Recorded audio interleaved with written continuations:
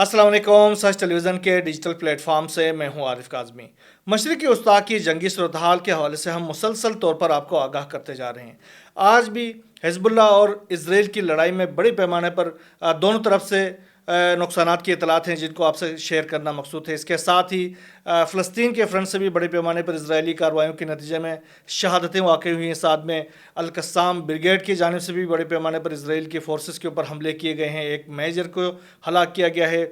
बहुत अहम किस्म की हलाकत है। इसके हवाले से भी तफसीलात आपसे शेयर करेंगे। इसके साथ ही ईरान और इसराइल की जो जंगी तैयारियां हैं उसके हवाले से भी हमने बहुत सारे खबरें आपसे शेयर करना है। इसके साथ ही रशिया की जानिब से न्यूक्लियर डिटरेंस का आगाज़ किया गया है और आज से जो जौहरी तजुर्बात और जौहरी जो मशकों का आगाज़ किया गया उसके हवाले से बहुत अहम किस्म की खबरें आपसे शेयर करेंगे।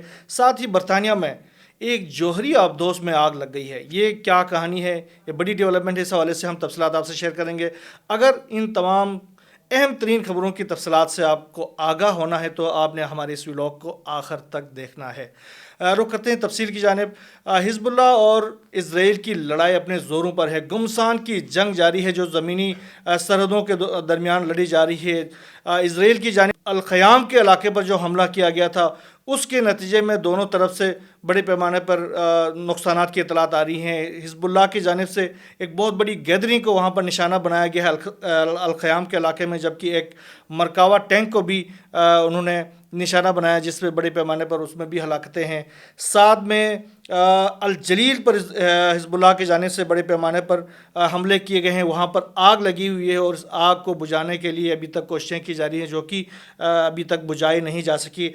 इजरायली फोर्सेस ने हिज़्बुल्लाह के कमांडर हैं हसन अकील जवाद, उनको गिरफ़्तार करने का दावा किया है। ये कार्रवाई उन्होंने कहा कि हमने अल-ख़याम के इलाके में की है। इसके अलावा इजरायली फोर्सेस ने बलबक के जो शहरी हैं उनको कहा कि वो अपने रिहायशी इमारतों को छोड़ के वहाँ से चले जाएं क्योंकि बलबक के ऊपर वो हमला करना चाहते हैं, फ़ज़ाई हमला करना चाहते हैं। इसके साथ ही इजरायली फोर्सेस ने जनूबी लबनान में एक और मस्जिद को भी शहीद कर दिया है।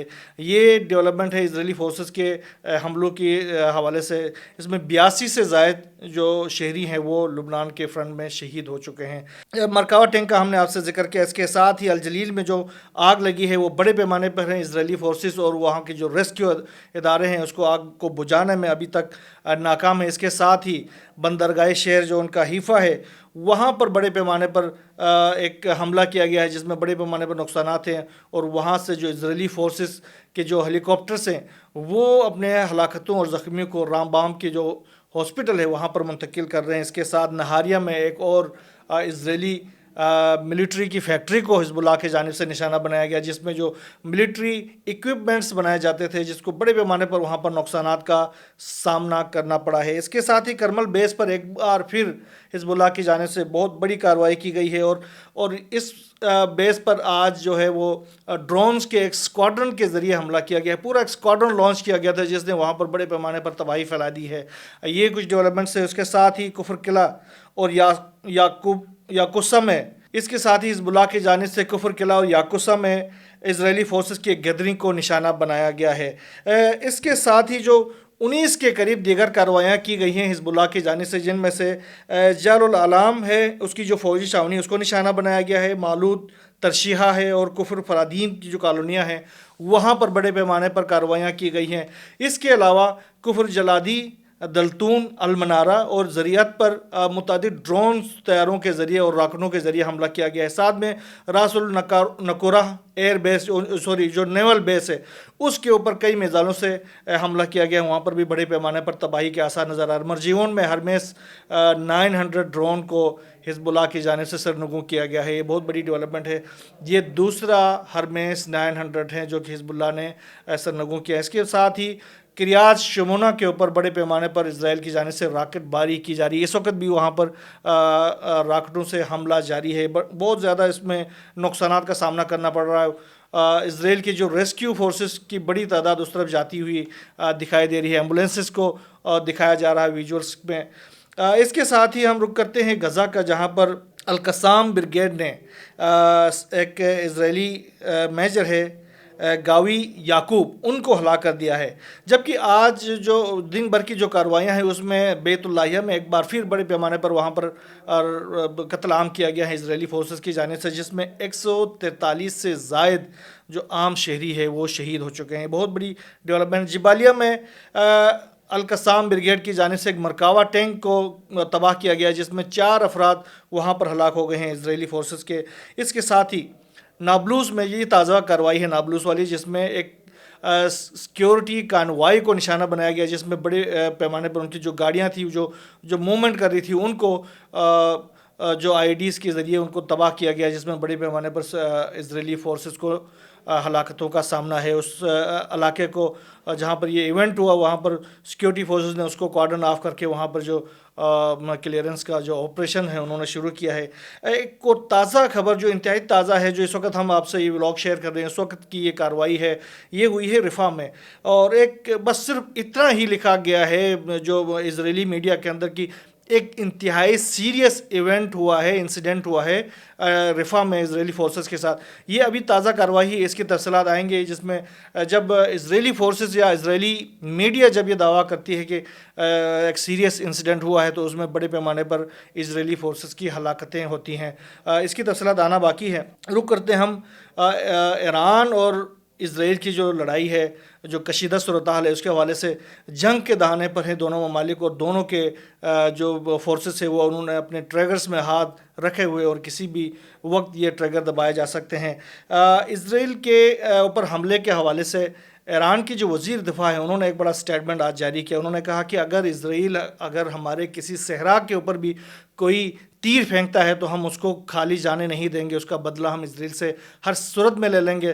تو اب تو اسرائیل نے ایک بڑی کارروائی کی ہے. اسرائیل کو ہمارے آپریشن وعدہ صادق 3 کا انتظار کرنا پڑے گا اور وہ ان قریب اسرائیل کو تباہی سے دوچار کر دے گا. اس کے ساتھ ہی ایڈمرل سیاری ہیں، انہوں نے کہا ہے کہ یہ ایک انکشاف بھی ہے، اس میں آپ اس کو نوٹ کر لیجئے گا. انہوں نے کہا کہ عراق کی جو آسمان ہے، انہوں نے کہا کہ وہ ہفتے میں وہ اس ہفتے انہوں نے کہا کہ پورے 25 دن تک وہ اسرائیل کے جو طیارے تھے وہ عراق کے فضا میں موجود تھے، وہ ایران کے اوپر حملہ کرنے کی کوشش کر رہے تھے، لیکن ان کو اس تمام تر انتظار کے باوجود بھی ایران کے اوپر حملہ کرنے کا موقع نہیں ملا. اور آخرکار جو اسرائیلی فورسز ہیں انہوں نے تقریباً 100 کلومیٹر دور سے میزائل داغے اور وہاں سے ہی رفو چکر ہو گئے. تو یہ ایڈمرل سیاری نے آج یہ انکشاف کیا ہے کہ آپ اندازہ لگائیں کہ 25 دنوں سے عراق کے فضا میں آئے ہوئے ہیں اسرائیلی طیارے، کیونکہ عراق کی جو فضائی حدود ہے وہ سارے امریکہ کے ہاتھ میں ہے، تو امریکہ ان کی سہولت کاری کر رہا تھا.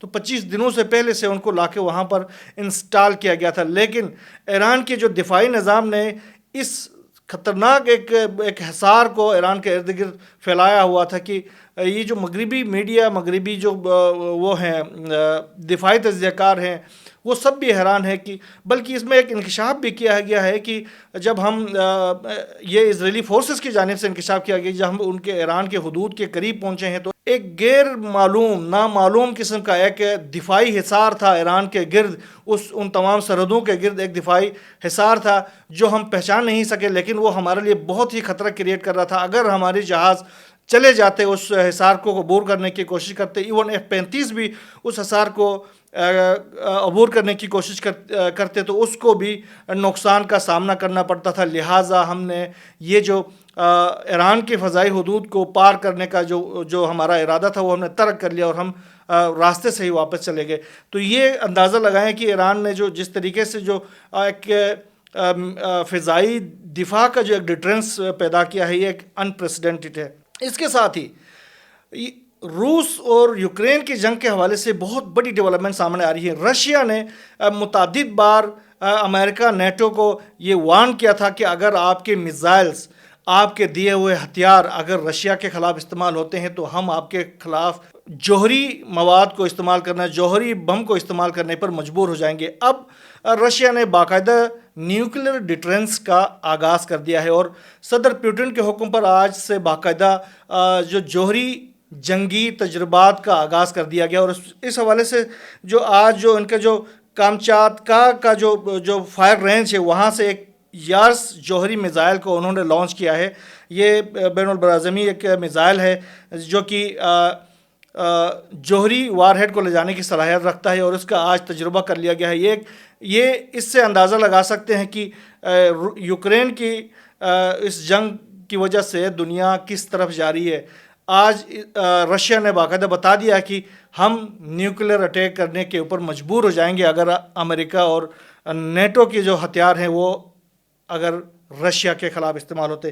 اس کے ساتھ ہی رشین جو پریزیڈنٹ ہے پوٹین، انہوں نے کہا ہے کہ جیو پولیٹیکل کشیدگی میں اضافے اور نئے خطرات کو مد نظر رکھتے ہوئے جدید فوج اور دفاعی نظام کی اہمیت کئی گنا بڑھ جاتی ہے۔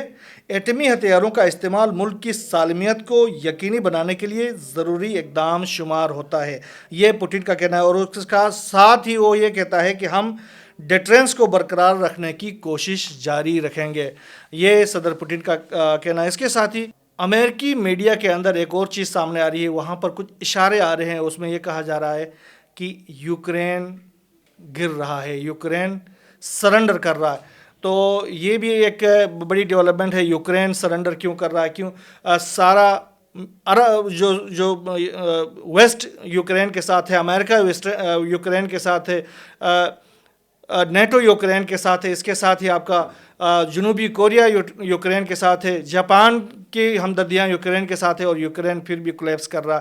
تو یہ اندازہ لگائیں کہ رشیا نے کس طرح امریکہ اور اس کے جو حواریوں کو گھٹنے ٹیکنے پر مجبور کیا ہے۔ اس کے ساتھ ہی ایک بڑا سیریس ایونٹ برطانیہ کی سرزمین سے سامنے آیا، جہاں پر مشرقی برطانیہ کے علاقے میں ایک نیوکلیئر آبدوز کو آگ لگ گئی ہے۔ یہ بہت مسٹیریس سا ایک ایونٹ ہے، یہ اس کی تفصیلات آنا باقی ہیں۔ ابھی تازہ ترین اپڈیٹس اتنی ہی آئی ہے کہ اس نیوکلیئر آبدوز کو آگ لگی ہے، یہ آگ لگائی گئی ہے، یہ آگ لگی ہے ایک ایسے موقع پر جب دنیا تیسری جنگ عظیم کے دانے پر ہے، اور ایک محفوظ ملک کے آبدوز کو، اور وہ بھی جوہری آبدوز کو آگ لگ جانا، یہ کوئی معمولی بات نہیں ہے۔ اس کی تفصیلات جو آتی رہیں گی انشاءاللہ وہ آپ سے شیئر کریں گے۔ یہاں بس اتنا ہی، اللہ حافظ۔